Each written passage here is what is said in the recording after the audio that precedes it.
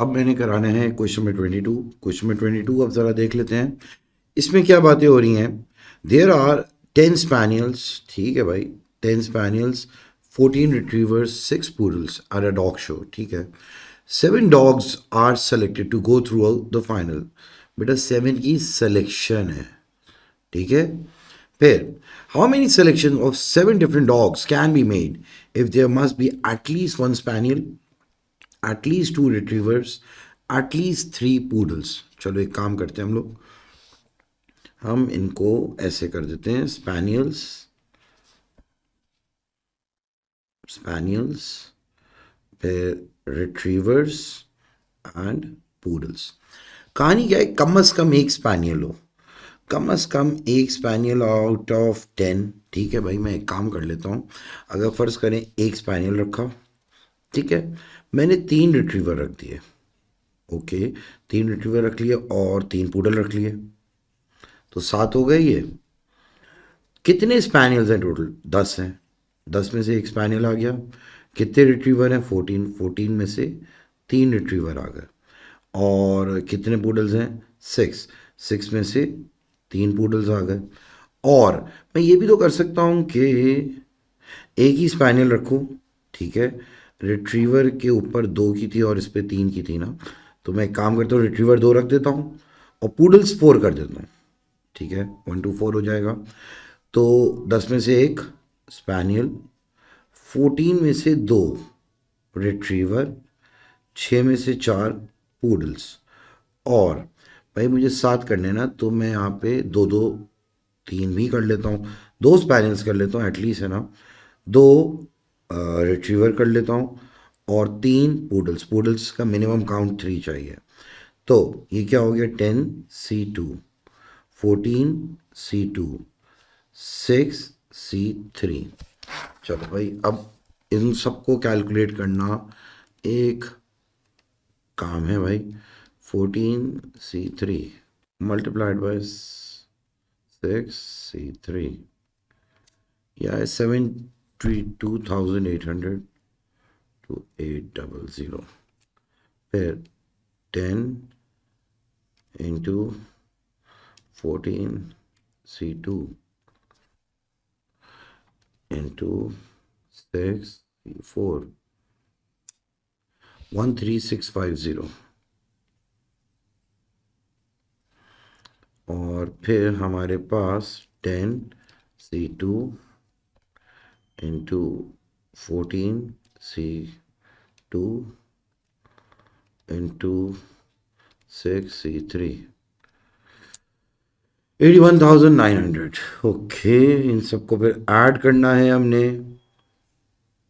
थोड़ा सा ये काम लेंदी है लेकिन हो जाता है। इसमें आप लोगों ने बहुत ध्यान रखना है कि अपने आंसर्स को रीचेक करते रहिएगा बेटा आप लोग। 168350, ठीक है, ये कैलकुलेशंस होती हैं, इसमें गलती के चांसेस होते हैं भाई। फिर उसके बाद क्या बात हो रही है, 2 spaniels, 2 retrievers, okay, 2 spaniels, 2 retrievers, 3 poodles go through to the final. They are placed in a line, ठीक है भाई। How many different arrangements of these 7 dogs are there if the spaniels stand together and the retrievers stand together? Spaniels और retrievers ने साथ रहना है भाई। 2 spaniels हैं, S1 S2, 2 spaniels हैं। देखो आइडेंटिकल तो नहीं होंगे ना, 2 स्पैनियल्स हैं। और फिर इन्होंने कह दिया है, और कौन सा आता है, रिट्रीवर्स, 2 रिट्रीवर्स हैं, R1 R2। क्योंकि मैं इसको इसलिए जानबूझ के R1 R2 लिख रहा हूँ ताकि आप लोग आइडेंटिकल ना समझ लो। और फिर पूडल्स पे ऐसी कोई कहानी नहीं है भाई, 1 2 3। अब एक बात सुने, यूनिट्स कितने हो गए भाई, ये poodles P1 P2 P3, units कितने हो गए, 1 2 3 4 5, ये 5 यूनिट्स हो गए, विच इज़ 5 फैक्टोरियल। अच्छा, अब जो जहाँ तक बात है रिट्रीवर्स की, रिट्रीवर्स आपस में अरेंज हो सकते हैं, स्पैनियल्स भी आपस में अरेंज हो सकते हैं, तो ये हो जाएगा 5 factorial into 2 factorial into 2 factorial. तो हमारे पास 2 इंटू 2 इंटू 120, 5 फैक्टोरियल इज 120। तो आ गया इसका आंसर सीधा सीधा 480। ये तो कोई ख़ास मुश्किल नहीं था। फिर उसके बाद पार्ट 3 ज़रा देखते हैं। पार्ट 3 के लिए जी जगह बनाते हैं।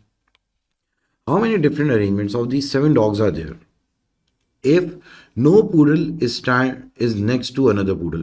यानी कि यार सारे के सारे poodles separated from each other हैं। इसका ये मतलब है ना, all poodles separated from each other। 7 dogs हैं, 3 poodles, तीनों के तीनों सेपरेटेड। तो मैं बाकी के 4 डॉग्स को देखूंगा भाई, poodles तो 3 है ना, बाकी 4 डॉग्स 1 2 3 4। अभी जो 4 डॉग्स हैं रिमेनिंग, ये कैसे अरेंज होंगे? 4 फैक्टोरियल, इनके बीच में गैप्स कितने हैं? 1 2 3 4 5। इन 5 गैप से मुझे 3 स्पैनियल्स को, 3 पूडल्स को अरेंज करना है such that all of them are separated from each other. तो ये तो बड़े आराम से क्या हो जाएगा भाई, 4 फैक्टोरियल इंटू 5c1 एक पूडल, 4c1 दूसरा, 3c1 तीसरा। तो ये सब अरेंज हो गए 4 फैक्टोरियल इंटू 5 इंटू 4 इंटू 3, 1440 इसका आंसर आ जाएगा बहुत ही ज़्यादा आराम से। और इसमें किसी भी बच्चे को कोई इशू आई एम श्योर नहीं होगा। बेसिक केस 1 ही था ये। सही है, चलें बस फिर ये क्वेश्चन नंबर 22 भी बड़े आराम से हो गया, ज़्यादा टाइम भी नहीं लगा। नेक्स्ट क्वेश्चन पे अब हम चलते हैं।